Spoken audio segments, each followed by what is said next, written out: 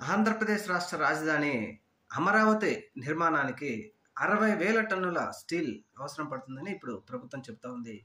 అయితే ఈ 60,000 టన్నుల స్టీల్ని ప్రస్తుత ప్రభుత్వం ఎక్కడి నుంచి కొనుగోలు చేస్తుందని ఒక చర్చ నడుస్తూ ఉంది.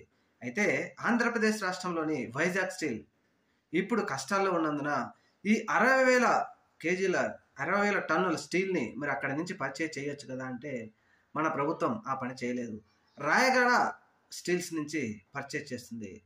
మరి ఒకప్పుడు 2024 సార్వత్రిక ఎన్నికల ముందు విశాఖ స్టీల్ ప్లాంట్ ప్రైవేటీకరణ కాకుండా నష్టాల్లో నుంచి తీసుకురావాలి అంటే కూటమి ప్రభుత్వమే ముఖ్యం, కూటమి ప్రభుత్వాన్ని అధికారంలోకి తీసుకురావాలి అని గడప గడపకు చెప్పినటువంటి ఈ కూటమి ప్రభుత్వం మరి ఈరోజు కష్టాల్లో ఉన్న వైజాగ్ స్టీల్ని ఆదుకునే పరిస్థితి వచ్చినప్పటికీ ప్రభుత్వం మాత్రం ఆ పని చేయకుండా బెంచ్ కింద లేకపోతే టేబుల్ కింద చేతుల్లాగానే ఈ 60,000 టన్నుల స్టీల్ని రాయగడ స్టీల్ని పర్చేజ్ చేసింది.